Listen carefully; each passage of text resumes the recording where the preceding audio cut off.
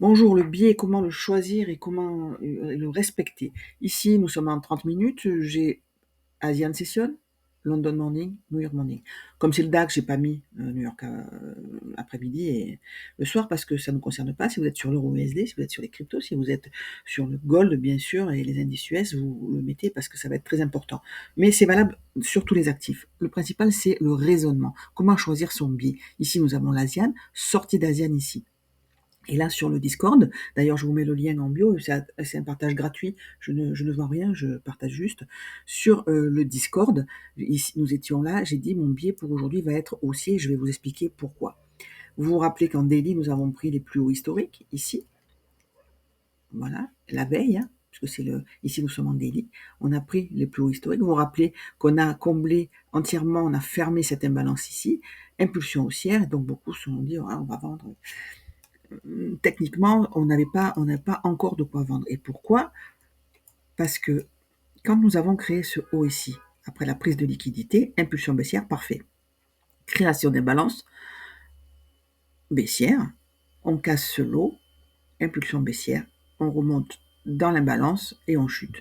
Jusque-là, tout va bien, sauf que quand on a ce choc baissier, impulsion haussière, choc baissier ici, quand on casse à la hausse pour aller chercher cette imbalance, nous avons un choc haussier ici. Et ça, c'est une création de fourchette de négociation, c'est une création de range, c'est un range qui va nous dire, voilà, l'équilibrium va attirer le range, je vais travailler les tests à l'intérieur et je vais prendre le haut et le bas avant de partir dans une direction, qu'elle soit haussière ou baissière. Donc, c'est du trading range. Et pourquoi j'ai choisi mon biais haussier à ce moment-là? Parce qu'on a ce choc ici haussier, et là, on descend nos unités de temps, donc on peut passer en 15 minutes. Ouverture du jour, du vendredi, ici, et on laisse un gap. Fermeture sur cette bougie, clôture jeudi soir, ouverture vendredi. Donc là, on a un gap d'ouverture daily déjà. Donc celui-là, on va le marquer sur nos graphiques parce qu'il tout simplement il est important pour la journée. Ces gaps d'ouverture de début de journée sont valables 3 jours. Vous pouvez les laisser courir comme ça 3 jours sur votre graphique, ça va être se comporter comme un support et résistance. Ça va attirer le prix et en même temps ça va nous dire voilà, je le casse pas. Bon. Ici, sortie d'Asian et nous prenons le lot ici. On prend le bas de l'Asian tout en respectant cet order block à gauche qu'on a créé. Impulsion haussière. Moi, c'est cette impulsion haussière qui m'a fait dire attention. On a respecté ce lot, on a réagi dans cet order block, on est juste venu chercher l'Asian lot pour une impulsion haussière qui nous laisse quoi? Qui nous laisse une imbalance. Donc à partir de là, je me suis dit, mon biais est haussier parce que nous sommes en trading range, parce que nous avons là, on va mettre, pardon, on va mettre les balances, voilà, excusez-moi. Parce que nous avons notre fourchette de négociation et que nous sommes attirés ici par, par l'équilibrium de ce range. Donc nous avons cette liquidité à prendre et celle-ci aussi. Mais là, en l'occurrence, nous avons cette impulsion haussière. Donc impulsion haussière qui nous laisse une imbalance et quand on monte ici, on ne va pas prendre l'Asian high. On laisse une petite ligne de liquidité comme ça, high, low. Ok? Quand on revient en plus grande unité de temps, si vous regardez la dernière prise des plus hauts historiques, donc ici, on peut reconnaître quoi? On peut reconnaître un breaker high, low, high, high.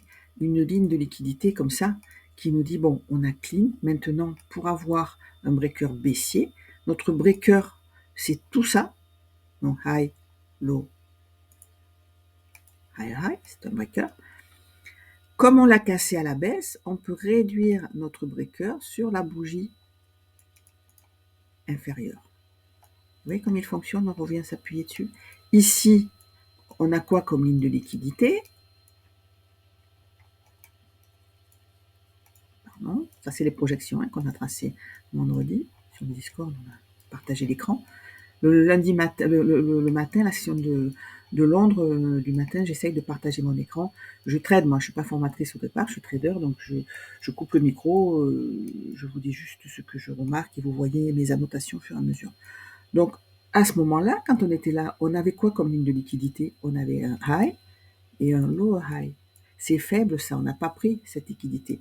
Nous, entre parenthèses, maintenant on a ceci. Donc on peut regarder. On peut regarder quoi? Ben, si on a un breaker, et si on a un breaker, il va être où? On va être là, high, low, high, high. Donc, pour fonctionner, comment on le visualise, ce breaker-là, ben on se dit, voilà, puisqu'on a cassé à la baisse, le breaker haussier va être placé sur cette bougie ici. Et vous voyez que c'est ce qui s'est passé hier soir. Hein. On a pour l'instant réagi ici. Pour un breaker baissier, et ça c'est valable en toute unité de temps, donc on se rappelle que high, low, high, high, le breaker est là. Si on casse ce breaker à la baisse, quand on va revenir dessus, le breaker, on va le marquer sur la dernière bougie en bas. C'est-à-dire que quand on va le casser à la baisse, remonter dans ce breaker, réagir sur cette bougie pour chuter, parce que ça sera un breaker baissier. D'accord? Donc pour en revenir à nos moutons, pour le biais du jour, on va repasser à M15. Donc ce biais haussier, parce que création de fourchette, parce que etc. Je ne refais pas le film. Ouverture ici de New York. Donc là, on peut passer en plus petite unité de temps, parce que les entrées se font en 1 minute et 15 secondes. C'est du scalping, on cherche 20 points, 40, 80 points en moyenne dans la journée. Ici, nous venons prendre ce lot, nous venons réagir dans cet order block ici. On va peut-être affiner un petit peu. Voilà. Pourquoi je trace cet order block? Pourquoi je l'ai tracé? Il était sur mes graves vendredi matin. Parce que, vous vous rappelez l'impulsion haussière qui m'a fait dire, qui a laissé l'imbalance, qui m'a fait dire que mon biais était haussier? Ben, il me laisse cette imbalance, et le lot qui a créé l'imbalance est celui-là, et je prends la dernière bougie baissière avant la hausse, et je trace dessus mon imbalance, mon order block. Et le cours réagit dessus, je l'ai acheté là, avec mon TP sur mon partiel ici. Quand on prend mon partiel, je mets ABE, je m'en occupe plus, je passe au trade suivant. C'est terminé. Ici, on fait des equal high. Donc ça, c'est un signe aussi encore, hein, parce que ça doit se nettoyer. Cette ligne, elle n'est pas normale. On doit nettoyer tout ça avant de partir à la baisse. On ne peut pas laisser ça derrière nous. Donc quand on a ce choche ici, baissier, qu'est-ce que je regarde, moi? Je regarde qu'on a créé ici cette imbalance. Là. Et quand on recasse à la baisse, que ça laisse ouvert, je regarde quoi? Je regarde le lot. Je sais là que ça va chuter. Donc on peut le prendre, mais mon biais était haussier. Et ce que je voulais, moi, c'était voir si on arrivait à casser ces poids-là. Donc je ne l'ai pas pris. Et j'ai mis une flèche, j'étais en live sur Discord, j'ai indiqué qu'on allait chuter. Ici, on a toujours notre order block, on a toujours notre lot, on a notre gap d'ouverture de début de journée. Donc mes yeux se portent automatiquement sur ce lot ici. Pour le racheter, parce que je vais le racheter, même si je finis ABE, je veux regarder ce qui se passe après le nettoyage de ce lot. Et regardez, on prend ce lot, on réagit sur le gap d'ouverture de début de journée, et là, impulsion haussière. Et là, c'était encore un achat. Je suis contente parce que sur le groupe, on est plusieurs à l'avoir pris. Hein. Au fur et à mesure, à force de partager, vous commencez à avoir ma vision, ma façon de voir les choses. Donc, prise de liquidité, impulsion haussière. Je trace aussi mes petits breakers. Voilà. High, low, lower high. High en low, pardon. Donc, ce que je veux, moi, pour l'acheter, c'est casser à la hausse le point haut ici. Quand on le casse, pour moi, c'est un signe d'achat. Je cherche une entrée. Comment est-ce que je cherche mon entrée? J'ai mon breaker ici. Comme on casse à la hausse, le breaker haussier va être sur la bougie haute du breaker. Je me rappelle que j'ai mon biais haussier. Je me rappelle que j'ai des equal high à aller chercher. Je me rappelle que c'est du trading range, que je suis dans une fourchette. Je me rappelle que j'ai déjà pris ici, j'ai déjà nettoyé l'Asian low avec une impulsion haussière. Je n'ai pas peur par cette chute. Je me rappelle que mon biais est haussier et tout se vérifie. J'ai plus de confluence haussière que baissière. Je ne vous parle pas du long terme. C'est de l'intraday, c'est du scalping. Donc ici, quand on revient dans mon breaker, quand on revient dans cette imbalance, c'est un achat. On peut même aller le voir en toute petite unité de temps, parce que je rentre en seconde, hein, ce sont mes entrées. Voilà. Donc ici, breaker, prise de liquidité, réaction dans le gap d'ouverture des bus humains, impulsion haussière, et on casse le breaker. Donc à partir de là, en très petite unité de temps, moi je me dis voilà, ce breaker est cassé à la hausse, les order blocks en dessous, les POI aussi doivent tenir. Donc là, moi, j'ai un tout petit order block en 15 secondes. Quand on le prend ici et qu'on a cette impulsion haussière, c'est bon. Mais là, à la limite, c'est une entrée. Hein. Moi, je suis entrée. Quand on est arrivé ici, quand on a un breaker haussier ici qui nous laisse un POI à l'intérieur, c'est un achat. Moi, je vous dis, je prends entre 10 et 15 points de stop. Au-dessus de 10 points, je stresse un peu. Donc, je mets en général mon stop sous la bougie qui a créé l'imbalance. Donc là, ici, en une minute. Là, c'est du 15 secondes. Voilà, ça me fait 11,4. Sur ce compte-là, c'est un décompte financé. Le spread est à 0,3, donc ça fait même pas 12 points. Et puis avec, on repasse ici en une minute pour les TP, pour la liquidité. Voilà. Donc moi ici, mon TP1 est à 20 points, mon TP2 est à 40 points, et après je laisse courir le TP3 jusqu'à 80 points. Et là j'étais contente parce que ça me menait sur ce haut ici, avec 96, donc j'ai pris à 80 points en dessous. Et regardez, il faut que ça corresponde à quelque chose aussi. Regardez ici, on avait quoi? On avait cette petite imbalance là. Imbalance, mon code couleur, c'est du orange. Je mets à l'orange. Voilà. Imbalance ici. Voilà, le TP3 était à 85 points. Voilà mon biais du jour. Par la suite, on repasse, on prend toujours de la hauteur. Quand on doute, quand la journée avance, on regarde ce qu'on a comme POIM15. Un POIM15 en day trading, c'est très très fort. Donc là, on avait pris ça. On peut tout effacer maintenant. Hein, vous avez tout. Qu'est-ce qu'on regarde? On n'avait pas encore notre ligne de liquidité. On a juste pris notre TP3.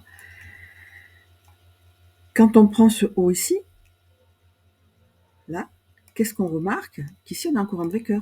High, low, high, high. Et quand on le casse à la hausse ici, j'entends les bruits chez moi, excusez-moi, notre breaker haussier est tracé sur le haut breaker. Si on l'avait cassé à la baisse, c'est-à-dire qu'ici on est réagi dans l'imbalance et qu'on ait cassé ce breaker à la baisse, voilà, on aurait voulu que le cours descende, parce qu'on le prolonge dans le temps, hein, et qu'on remonte chercher ce PO ici. Donc, je ne veux pas vous perdre, mais maintenant, nous avons cassé ce haut ici, créé ce high, et on n'a pas créé des étoiles low, on a réagi. Ce qu'on veut maintenant, nous, pour une chute, pour lundi par exemple, c'est casser ce low ici. À ce moment-là, on a quoi? Il est où notre nouveau breaker? Puisque c'est dynamique un breaker. Le cours refait sans cesse des high and low, donc on l'adapte. Ici, c'est du 15 minutes. Si on passe en H1, ça sera beaucoup plus clair en H1. Nous avons notre breaker qui est ici, high, low, high, high. À partir du moment où on va prendre, vous voyez, c'est presque des equals ici. Si on casse ces equals ici, ce qu'on veut, c'est dire, voilà, comment fonctionne un breaker, quelle que soit une unité de temps, hein, pour rentrer ou pour se faire une idée du biais. Puisqu'on a cassé ici à la hausse, nous, ce qu'on veut pour chuter, c'est casser à la baisse et réagir dans le breaker baissier qui sera ici.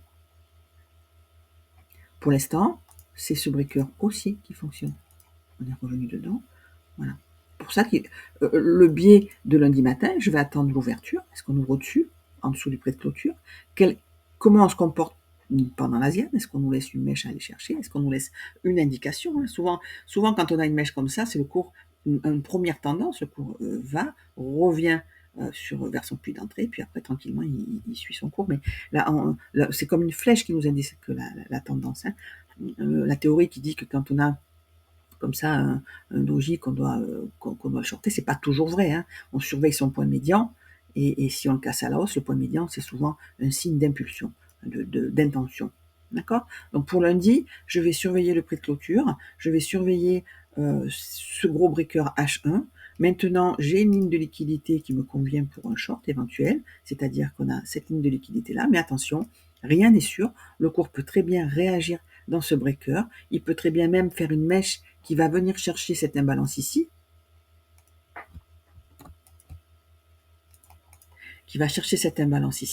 réagir dans l'order block créé par ce doji pour remonter. C'est dynamique, c'est du day trading. On a des événements tout au long de la journée qui nous disent voilà, puisque j'ai fait ça, et les probabilités pour que je fasse ça sont de 90, 75, 60%. Chaque événement a une conséquence probable. Nous, on traite des probabilités, ce n'est que ça, hein, le trading. Et quand on a plus de probabilités dans notre biais du jour que dans l'autre, c'est un achat ou c'est une vente selon le biais du jour. Donc, partez du daily, faites votre analyse, premium, discount, la liquidité qui a été prise, celle à prendre, les imbalances qui vont attirer le prix, la réaction qu'on a eue dans cette imbalance et nos breakers, nos order blocks. D'accord? Order block, ici on a cassé ce high, on a cet order block haussier, on a cette trend ici. Donc nous, ce qu'on veut voir lundi, encore une fois, c'est comment se comporte ce breaker, comment se comporte cette imbalance. Est-ce qu'on va prendre ce lot? Est-ce qu'on va prendre celui-là? Pour l'instant, il faut attendre l'open de lundi. Attention, lundi, ça sera le dernier jour du mois. On va clôturer la bougie mensuelle ici. On va clôturer cette bougie. Donc, on ne sait pas encore comment cette bougie va être clôturée. On a tracé des projections au-dessus. On n'en sait rien. Pour l'instant, ce qu'on voit, c'est qu'on a eu une impulsion haussière ici. On va lever les...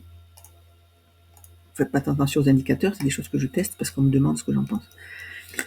Vous imaginez bien que j'en pense pas grand-chose, mais bon, je teste quand même. Alors, impulsion haussière, on a cassé ce lot ici.